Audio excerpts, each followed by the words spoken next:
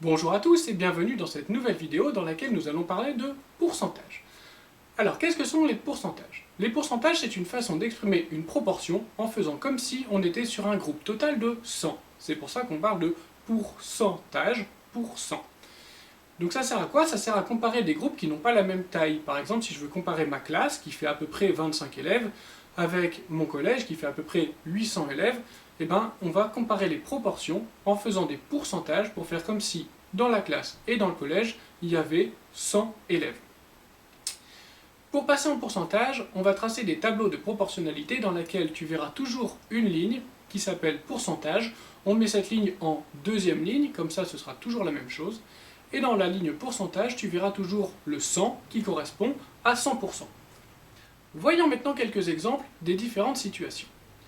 Dans ce premier énoncé, on te dit que sur une classe de 24 élèves, il y en a 18 qui font du sport collectif. Alors, on va tracer notre tableau avec toujours la deuxième ligne pourcentage dans laquelle on va mettre la case 100 qui correspond à 100%. Alors 100% dans notre situation, c'est quoi? 100% c'est toute la classe, donc c'est les 24 élèves. Donc on met le 24 logiquement au-dessus du 100. Maintenant, nous on sait que le nombre d'élèves qui pratiquent un sport collectif, c'est 18 élèves, donc on le met dans la ligne nombre d'élèves. Il te suffit maintenant de calculer le produit en croix. 18 fois 100 divisé par 24. Aide-toi de ta calculatrice, tu trouveras 75. La réponse est simple, c'est 75% de la classe qui pratique un sport collectif. Voici un deuxième exemple maintenant. On veut acheter une tablette qui coûte 399 €. Elle a une réduction de 30%. Alors pour calculer le prix de la tablette, il faut déjà savoir combien il me reste à payer. Si j'ai 30% de réduction, j'ai logiquement plus que 70% à payer. Parce que 100% moins 30%, ça me fait 70%.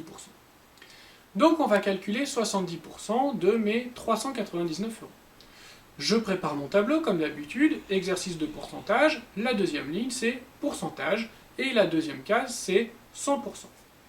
Alors ici, le prix complet de ma tablette, les 100%, c'est 399 €. Donc j'écris 399 au-dessus du 100.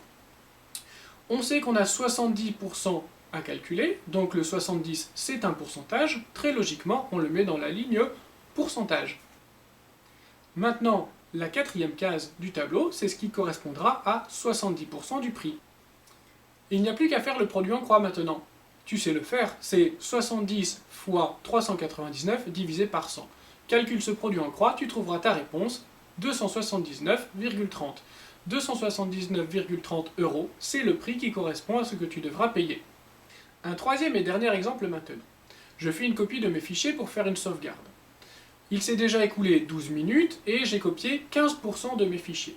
Je me demande combien de temps cela va me prendre au total. Dans cet exercice, comme dans les autres exercices de pourcentage, je prépare mon tableau avec la deuxième ligne pourcentage dans lequel je retrouve toujours ma case 100. Complétons maintenant le tableau. 12 minutes, c'est ce qui correspond à 15%. Donc je vais écrire 15 dans la ligne des pourcentages et 12 minutes au-dessus dans la ligne des durées. Maintenant tu le vois, la case vide c'est la case qui est au-dessus de 100%. C'est normal parce que c'est ce que je cherche. Je cherche à savoir quel est le temps total de la copie, donc les 100%. Un simple produit en croix comme d'habitude, 12 fois 100 divisé par 15, et je trouve mon temps total qui est de 80 minutes. Au passage, 80 minutes c'est 1h20. Voilà, les pourcentages n'ont maintenant plus aucun secret pour toi. Il suffit de préparer toujours le même tableau, le tableau avec la ligne pourcentage et la case 100.